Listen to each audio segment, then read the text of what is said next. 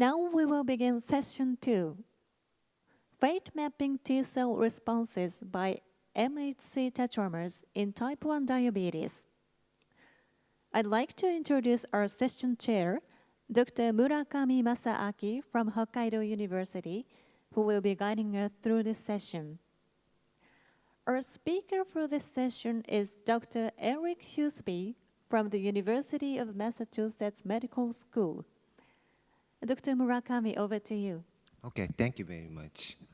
Thank you for this opportunity. Hi, Eric. How are you doing? Okay. The goal of our microinformation project is that a healthy and long-lived society by using quantum tech and neuromodulation to detect and eliminate microinflammation, which is very much related to various diseases in the body during pre-diseases. We have been studying about the development of inflammatory diseases and found two concepts. The number one concept is the I6 amplifier, which is a mechanism for the development of inflammatory diseases discovered in 2008. This I6 amplifier is very much related to tissue immune cells, including ordinary cells such as fibroblasts or endothelial cells, and the tissue-specific ones, including kidney tubular cells and skin keratinocytes. We found both immune cells and tissue non-immune cells are critical for the inflammation development. Tissue-specific non-immune cells are expressing tissue-specific factors even at pre-diseases. Immune cells are expressing disease-specific factors even at pre-diseases. Second concept we discovered is the gateway reflex, which is neural circuits regulating blood vessels to establish immune cell gateways. We found the gateway reflex is triggered by 6 environmental stimulations, including gravity, stress, light, pain, and microinflammation itself, establishes the immune cell gateways at different blood vessel sites. And we found immune cell gateways can be opened and closed depending on the intensity of nerve stimulation. Based on these findings, we focused on autoimmune diseases, cardiovascular diseases, and CNS diseases, followed by studying the status of pre-diseases by research, including the I6 amplifier and the gateway reflex. We established 3 platforms to detect and eliminate microinflammation associated with pre-diseases by using quantum tech and neuromodulation to realize a healthy and long-living society. Today, we focused on autoimmune diseases because this is my specialty. And actually, our project has 4 groups of scientists from a wide range of research fields. Number 1 group is for detection of microinflammation. Number 2 group is for quantum tech establishment. Number 3 group is for neuromodulation establishment. And number 4 group has a lot of bioinformaticians. Actually, almost for 2.5 years, we have established the fundamentals of 3 platforms already. Number 1 platform is the detection platform for immune cells and cerebral factors related to pre-diseases.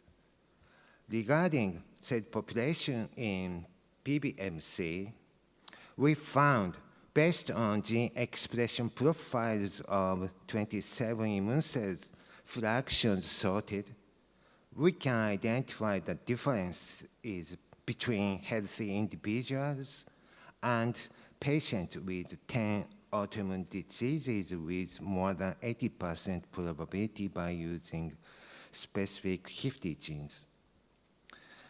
The number 2 platform is quantum diagnosis platform.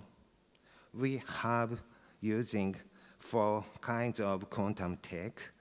Regarding diamond nanosensors, we have achieved femtomolar level, nucleic acid, and protein detection sensitivity with a very much simple method that can be handled even in a clinical laboratory.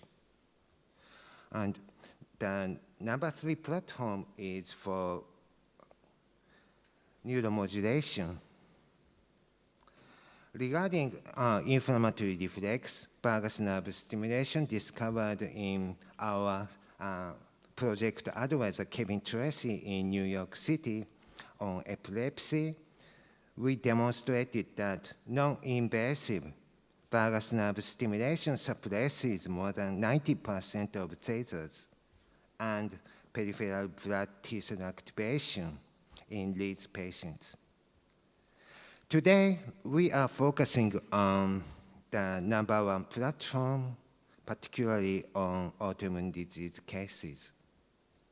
Autoimmune diseases are triggered by genetic factors, including MHC class 1 and class 2 specific alleles, and environmental factors, including stress, infection, aging, followed by the alteration of activation status of immune cells, including T and B lymphocytes and myeloid cells, which also affect the status of the autoimmune diseases.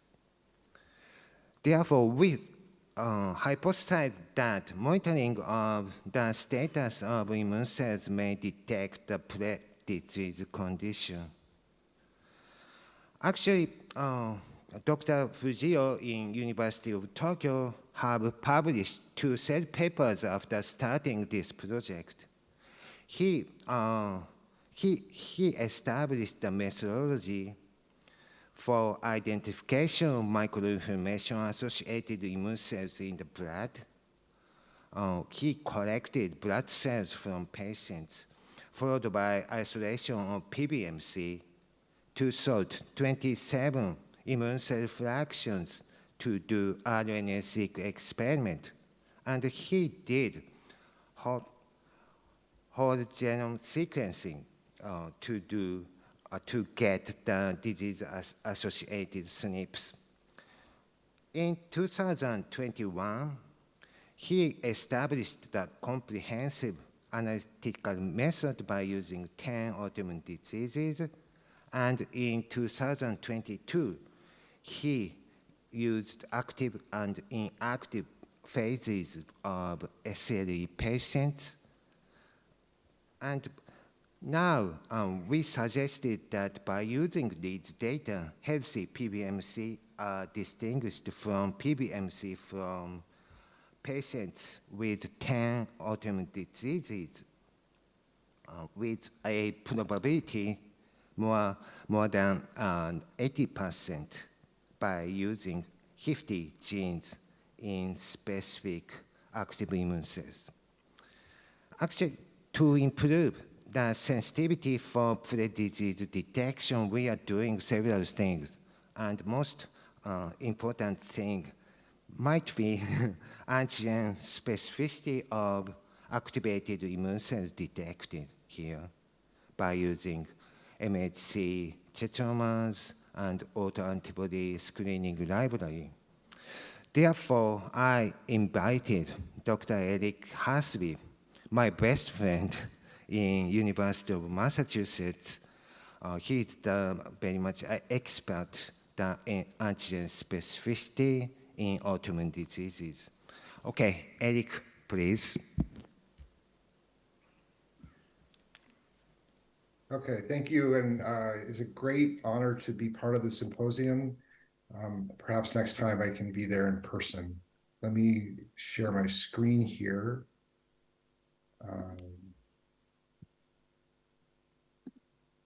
Hopefully you can see all of this. Okay, so we're interested in how the MHC molecule itself is going to regulate really disease susceptibility. And why is it not moving forward? Okay, so yeah, okay. So if we think about autoimmune disease, we usually think of, at least for T-cell mediated autoimmune diseases, where the T-cell itself is going to infiltrate into the target organ. And so in this case, this is the pancreas of a 5-year-old type 1 diabetic individual, where you can see, let me get my laser pointer here.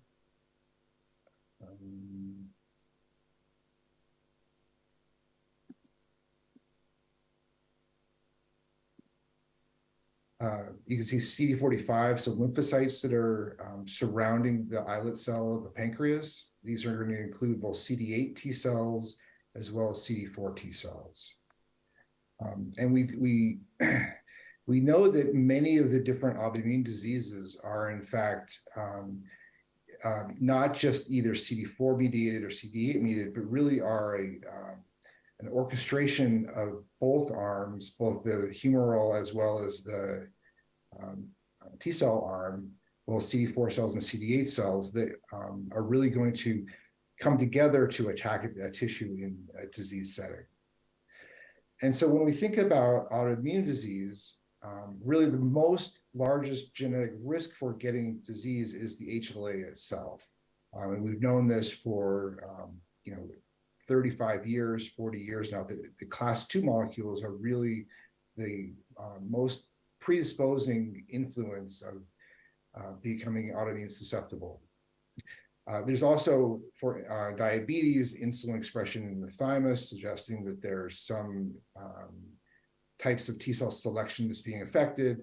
And then the rest of the GWAS studies really pick out a lot of the things that amplify or dampen whatever is actually happening with the class 2 susceptibility.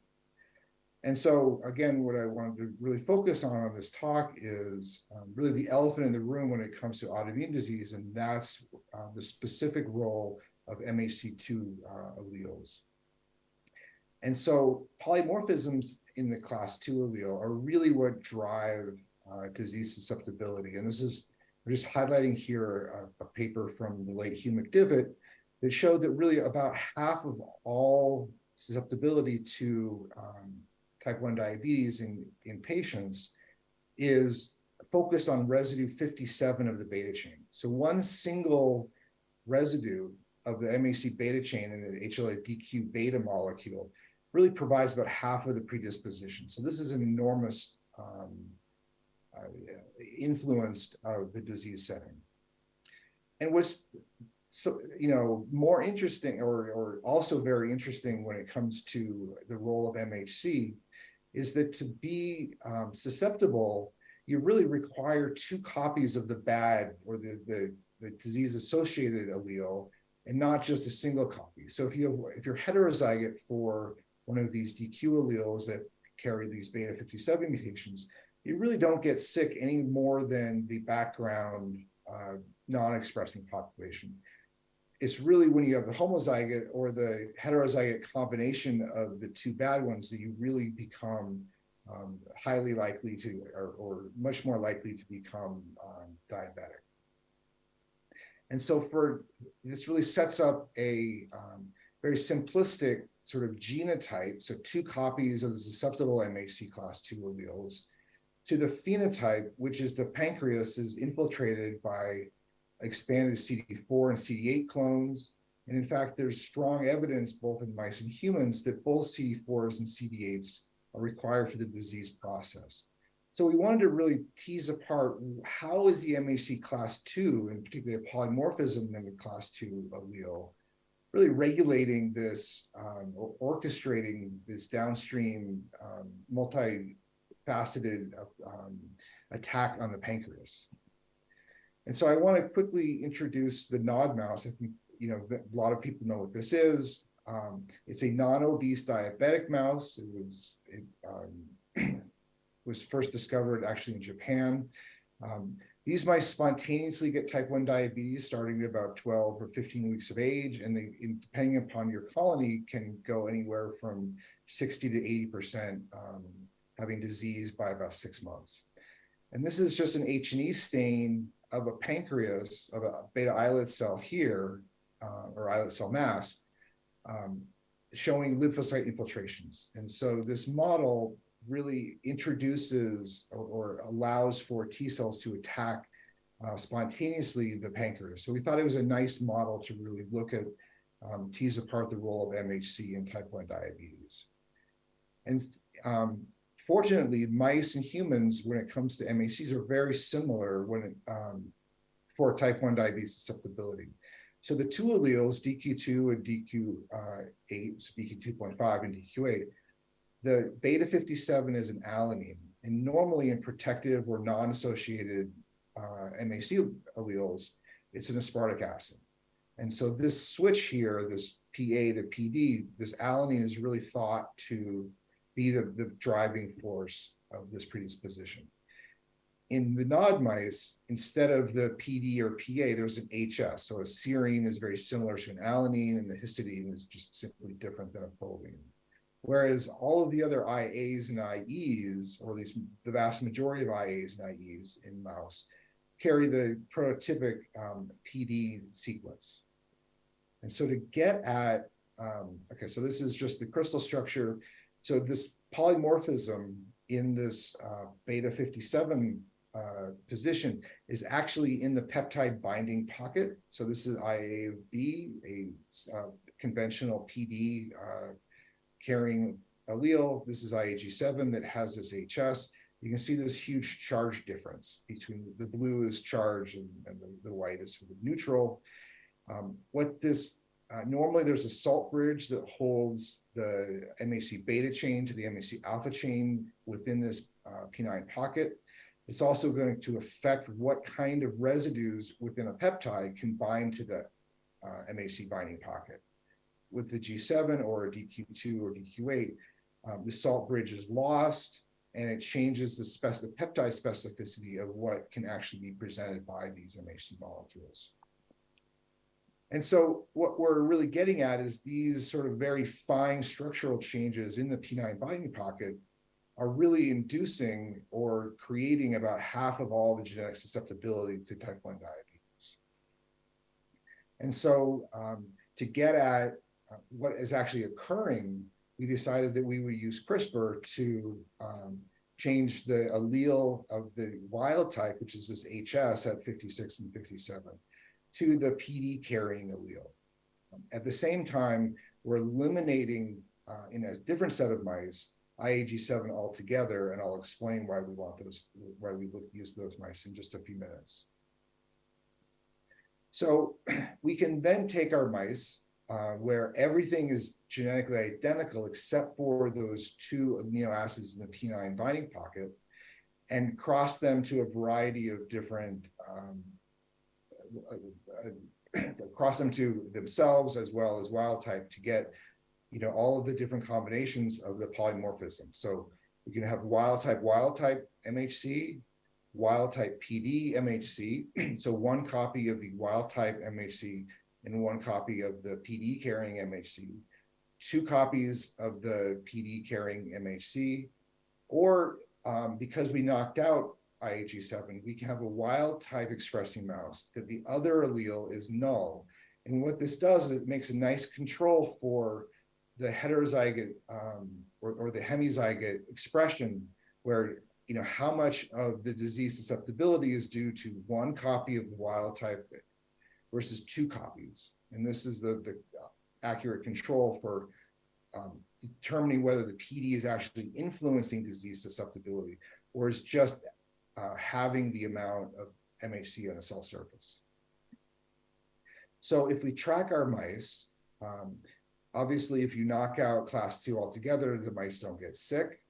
If you have two copies of the PD allele, mice don't get sick as well because they obviously cannot present the autoantigens, or I'll show you they can't present the autoantigens.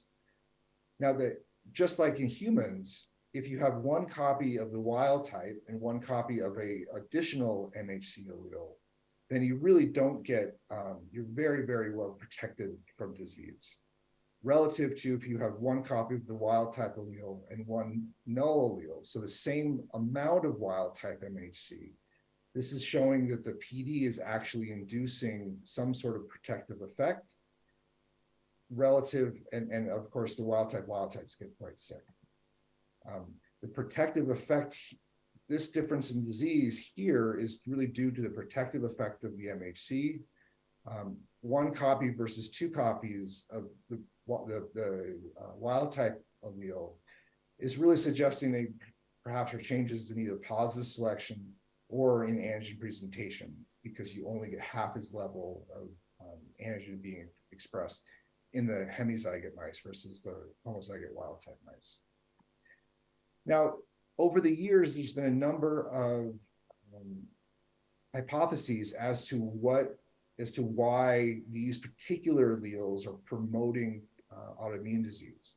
And one is that this G7, because it doesn't have this salt bridge, really creates an unstable MHC. And so the MHC molecule may be loaded with a peptide, it comes out to the cell surface, but then it simply falls apart. And this could lead to decreased levels of MHC expression on APCs. If you lower the amount of MHC on the cell surface, perhaps you're getting less tolerance induction. An alternative model is that perhaps in the F1 mice, or in protective alleles versus wild type or susceptible alleles, because the P9 pocket has such sort of peculiar features, it's only going to bind a limited set of peptides. And what this may end up doing is allowing the PD, or the protective allele, to really capture all of the alpha chain and really make these F1 mice, or people that express one copy of a bad allele versus a good allele, to phenocopy just having two copies of PD, because the wild type chain just doesn't come to the cell surface, or is very poorly expressed. Okay, so if we look at mice, just class 2 expression in either the knockouts, they don't express class 2, in the wild types, which is in the black bar, or in the hemizygote mice, we can see that the overall amount of the MHC beta chain is actually limiting. And so you have all the amount of alpha chain, but if you have the amount of the beta chain, then you can actually see a decrease in MHC expression. And so this suggests that the beta chain itself is actually limiting in cells. And so if we look at, if we just compare now wild type versus PD mice, really there's no change in the total amount of MHC class 2 expression, nor is there a change in class 1 expression, because they're the same, these are all the same molecules. So the idea that the MHC molecule itself is somewhat unstable and can't come to the cell surface, or is unstable on the cell surface, really doesn't seem to be true, at least in this model system. Okay, so it very much appears that these protective alleles are dominant, and it can occur in the presence of wild type. And it suggests that somehow the expression of the PD allele is altering either the development or the function of T cells that are restricted to the wild type allele. So to ask a different question, or the same question slightly differently, is how does the expression of PD influence the disease course? And the first is really what's going on within the pancreas. Is there changes in the inflammatory response within the pancreas if you carry one copy of the PD versus not? And so here are H&E stains, again, of an islet in both cases, from a wild type mice that gets quite sick, from a PD wild type mouse that is protected from disease, However, there's still a lot of ongoing inflammation. All these little purple dots here are leukocytes that are associated with the islet, but not actually infiltrating into the islet itself. Whereas in the wild type mice, you get a lot of T cell infiltrate into the islet itself, and that's what causes the diabetes process. So if we look at what are the cells within this inflammatory response within the pancreas, we can see that there's an awful lot of CD4 cells and CD8 cells in the wild type mice, as well as the wild type hemizygote mice. If we look at the F1 mice or the PD mice, we see really a little bit of a reduction in the CD4 response. Certainly for the PDs, this is a log scale, so it's about 10-fold down.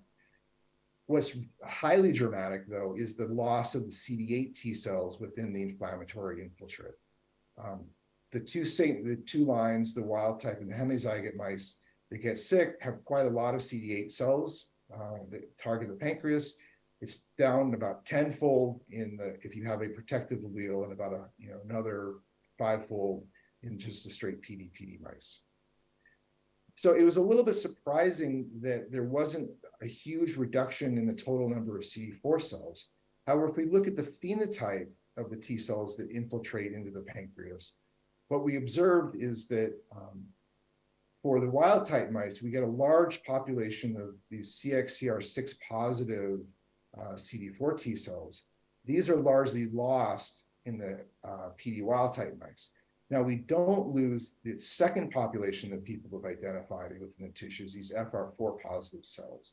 And why we lose these cells and not the FR4s is really the question that we're going to address later in this talk. And really the key, I think, if we're going to look for biomarkers using tetramers for pre-diabetes or pre-autoimmune syndromes, we really want to know what is the phenotype of the T cell that we should be looking for. And this is just to quantify the total numbers of these FR4s, which are largely the same in the different strains, the CXR6s that are down in the PD wild type mice. So if we, those are just all total numbers of CD4s and CD8s. If we look at the autoimmune T cells using peptide MHC tetramers, we can see that in the wild type mice, we get a nice population of a class 2 restricted T cell to chromogranin. This is an insulin HIP peptide. These cells are mostly gone in the PD wild type mice. They're down about 10-fold. I think what's most clearly striking is if you look at, and we've done this for a variety of CD8 cells, I'm just showing you here the IGRP reactive autoimmune CD8 T cells. We get a nice population of these tetramer positive autoimmune T cells in the wild type mice that are largely absent in these PD wild type mice. So we lose some of the CD4 cells, some of the pathogenic CD4 cells, and we certainly seem to lose the vast majority of the autoimmune CD8 T cells. And so this raises this, going back to our genotype to phenotypic question, why is this class 2 allele really regulating the ability of islet-specific CD8 T cells to target the pancreas? And so there's two real possibilities. One is that having the PD allele is altering T cell priming or survival, or that the T cells are being primed, but due to perhaps some sort of failure in CD4 help, they're not actually migrating it to the tissue. And so these are pretty easy questions to address. The first way we've done this is to just use, now we're looking at both the IGRP reactive T cells that we looked at in pancreas, as well as insulin, another key autoantigen in diabetes.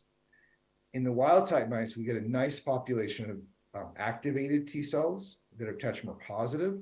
This is also true for insulin reactive T cells. However, with one protective allele, we really lose the activated and expanded CD8 antigen-specific CD8 T cells, both the insulin and the IGRP. Now, this doesn't tell us if it's an effect of T cell priming or a later T cell peripheral deletion. So to get at that, we can use a TCR transgenic mouse, the CD8 T cells from it, label them with CTV and put them into different host mice and asked, can islet-specific CD8 T cells undergo priming in the different MHC class 2 polymorphic mice? So for all of the susceptible mice strains, so either the wild type or the knockout wild type, we get very nice proliferation of these autoimmune CD8 T cells, and that's seen by these different peaks of different levels of proliferation. However, in all of the resistant strains, there's no CD8 T cell priming. Not in the F1 mice, not in the PD mice, or in the class 2 knockout mice. So importantly, or perhaps not importantly, interestingly, we don't think that this effect is due to Tregs because TCR alpha knockout mice have no T cells at all, and there's no priming. So there's no suppression of the priming. And in class 2 knockout mice, there's also no Tregs. So there's no suppression of CD8 T cell priming. So it really suggests that there is a T cell, a CD4 T cell that's present in these mice that are required to induce class 1 priming or cross-presentation of islet-specific antigens. And so, really, what's really the link? So we want to really identify what the link is between these class 2 polymorphisms and this inability of CD8 T cells to induce an autoimmune response. So I'm going to skip over a set of experiments and just tell you a certain answer that if you express the PD allele, you get more efficient negative selection as compared to if you only have the wild type allele. And I'll show you one piece of data to highlight that. So this is a clonal analysis of clones that are either eliminated by PD in F1 mice or eliminated by wild type. So PD clones are eliminated by the MHC, the wild type allele. And so what there's a lot of clones here, there's not a lot of clones here. And what this is saying is that the PD allele is actually eliminating an awful lot of clones that are restricted to the wild type MHC, whereas the wild type MHC really doesn't eliminate much of the PD. So there's a bias where, there's the wild type allele really is inducing very poor negative selection. Okay, so I'm making an argument that negative selection is altered on a repertoire-wide basis. What really happens to the islet-specific CD4s? And so this is still the thymus, and gated on CD4 single-positive thymocytes. And we do one of these tetramer pull-downs that is going to be key to looking at patients' PBL. If we look at the chromogranin reactive T cells, we get a nice population of tetramer positive cells in the wild type mice, but we also get a large population in these F1 mice, even though they don't get sick. Now, interestingly, or critical to the disease process, is that if we do an overlay of how well these tetramers bind the T cells themselves, if you express a copy of the PD allele, you lose all of the tetramer bright cells here. You keep the tetramer dim cells, but you lose the tetramer bright cells. And that can be seen over here where there's equal numbers of tetramer dim cells, but there's about a 10-fold loss in the tetramer bright cells. Now this loss is quite curious because the PD allele actually doesn't present the cognate autoantigen very efficiently. So if we look at a T cell activation experiment here, we use APCs that only express PD, they're about 100 to 1,000-fold less capable of presenting the autoantigen. In a different kind of experiment, this lack of presentation occurs because the PD allele just simply can't bind. This is a direct peptide binding assay. The PD allele just can't bind multiple peptides that are targeted by the autoimmune T cells. So there's chromogranin, the IAPP, and and whatnot. And this is just showing here that the IC50 of peptide binding is, again, about 100-fold less if you have the PD than the wild type. So the PD allele isn't presenting better the autoantigen. So deletion is occurring even though the MHC molecule doesn't present the actual cognate autoantigen. So it's occurring on some sort of alloantigen. So to explain this a little bit more clearly, this is a BDC 2.5 TCR transgenic. It's a transgenic that's specific for this chromogranin antigen presented by IAG7. If we look in the thymus, development of CD4 single positive is very robust in the wild type background. If we cross on to either a PD wild type background or a PD background, we lose about 2/3 or 3/4 of the CD4 single positives. So this is an indication that negative selection is occurring. However, if this were occurring due to some sort of robust alloantigen or the cognate antigen, you would expect some allo response to occur, but that's not what happens. So if we take the TCR transgenic cells, the CD4 TCR, this is now a class 2 restricted TCR transgenic.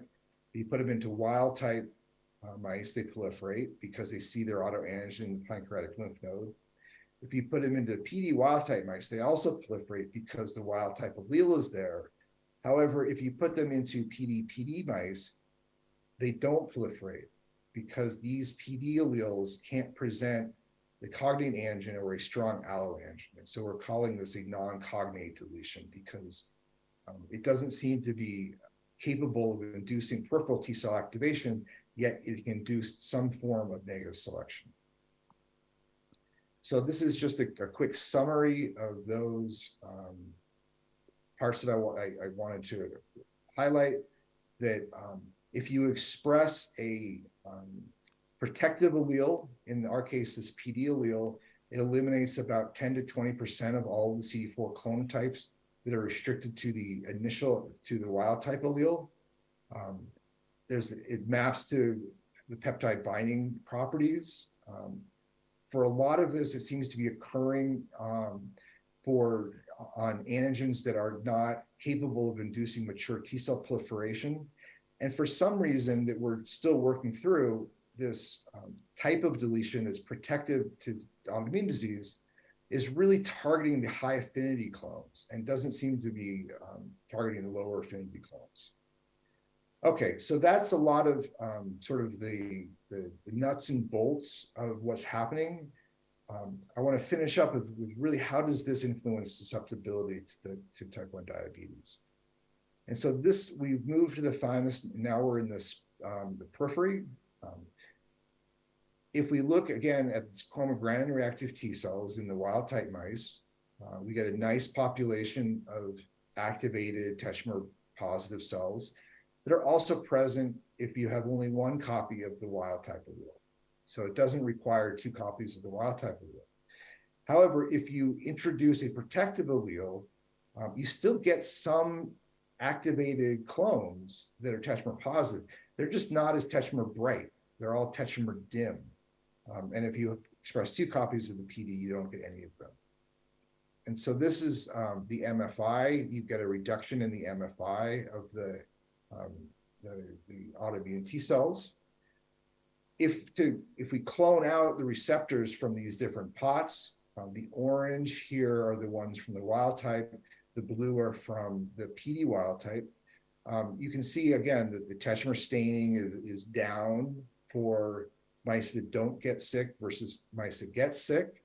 And there's a change in the dose response, about 100-fold or so, for the clones that can drive the disease versus clones that don't seem to be able to induce disease.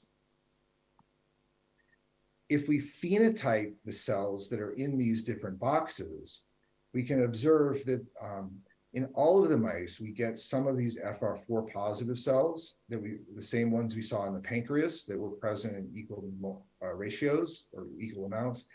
However, for the CXR6s, we get them in the mice that get sick, but they're very absent in mice that don't get sick. So this really suggests that these are the clones that are really either the triggering events or the orchestrators of the disease process. So to get at why don't the protected hosts induce CXCR6s, we can look at just an in vitro activation where we take a TCR transgenic T cell, mix them with antigen-presenting cells with different amounts of the peptide or different affinities of the peptide. And what we can see is that the proliferative response or the induction of FR4 can really occur on any strength of antigens. So really very weak antigens can induce proliferation, as well as really high affinity antigens can induce proliferation. However, for the ability to induce the CXCR6 phenotype or upregulate this molecule called CD40 ligand, which is required for T cells to induce dendritic cells to cross prime, those really require very, very strong interactions. So having these tetramer dim cells, they are unable to likely differentiate in CXR6s because they don't get a strong enough hit, and they can't upregulate CD40 ligand because, or induce MHC cross priming. And so to really zoom in on, are the CXR6s really the linchpin of diabetes?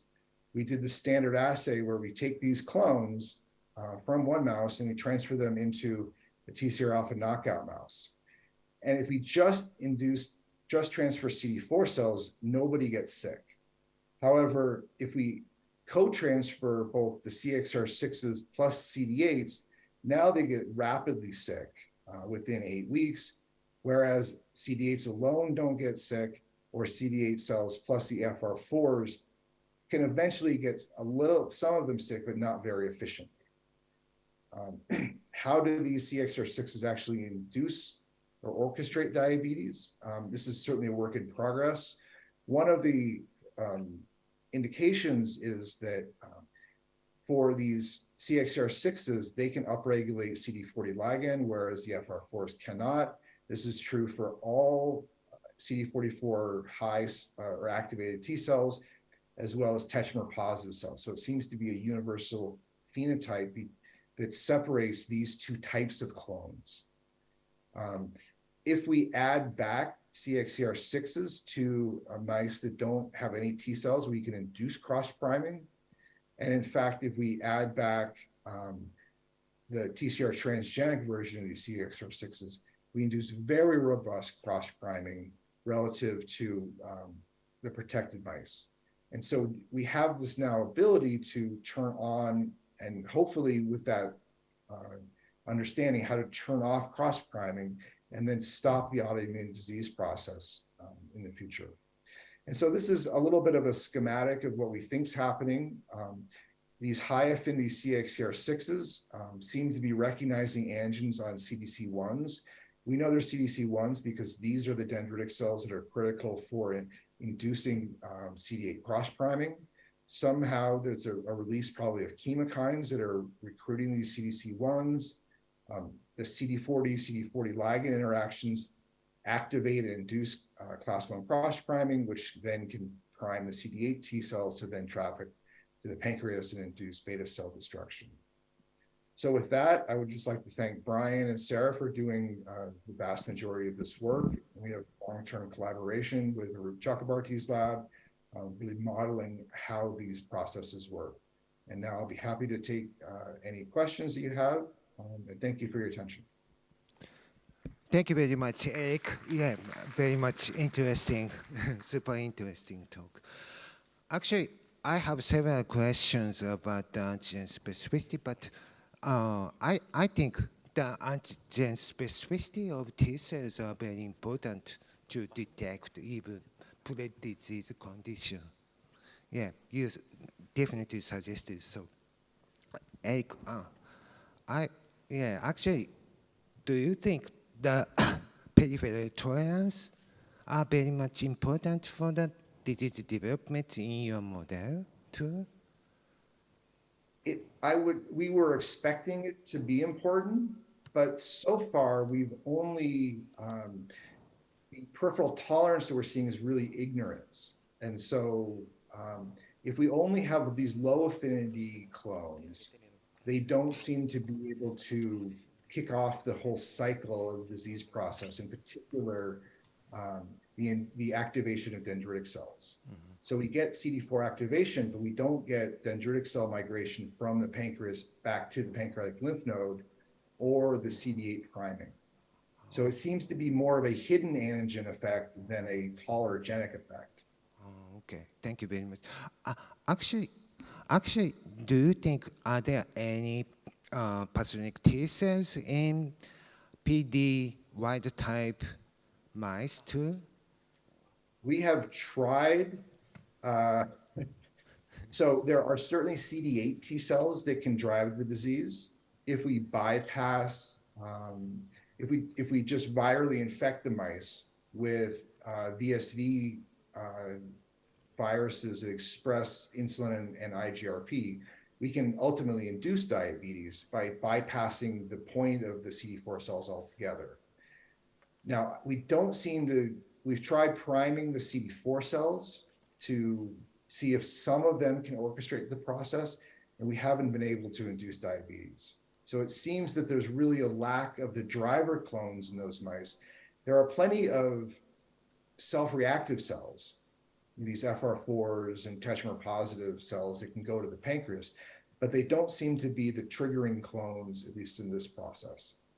Okay, so you suggested that even tetramer positive cells, there are some subtypes very much activated or tolerogenic ones. Correct. There's, based on the subtype of the clone, they can trigger the process or not. Okay. Regarding the disease development processes, are there any contribution for B cells in your case? So we don't yet know. We have a very clear hypothesis, and if in people as well as in NOD mice, one of the susceptible, one of the proteins that is required is a protein called IL-21. And what it does is it's a cytokine that helps CD8 cells acquire cytotoxic effects, as well as B cell help and whatnot. So we suspect that there's a subset within these FR4s, well, we know there's a subset within these FR4s that look like TFHs. So there's a subset of these autoimmune TFHs that are present in the PD wild type mice. However, without the CXCR6s, those TFHs don't do anything. So back to your question about the B cells, one of the hallmarks of diabetes is that you get a very early wave of autoantibodies. They don't seem to be pathogenic, but they're present. And so what we're thinking is that those autoantibodies are actually a byproduct of generating these autoimmune TFHs. Okay, thank you very much. So to detect the pre-disease condition, autoantibodies are also important. That's the primary screen for individuals that are particularly in patients. Okay, okay. Yes. Yeah, last question is about CCR6. So can we segregate it? Can we segregate between the tolerogenic pathogenic T cells and non-activated T cells by CCR5 alone? Is it possible? Have you ever checked if, in human cases too? So we have not done those studies. There are a few studies that are coming online that are showing that in rheumatoid arthritis, in the joints, in humans, they have a very clear signature of these CXCR6 positive CD4 T cells. It's also true in diabetes in the various models. So it does seem to be that these are clones that are showing up in different conditions. So that may be a sort of a precondition to generate autoimmune diseases. You have to generate these kinds of clones. So, what signal is present upstream of CCR6? IL-12. IL-12. Okay, thank you very much.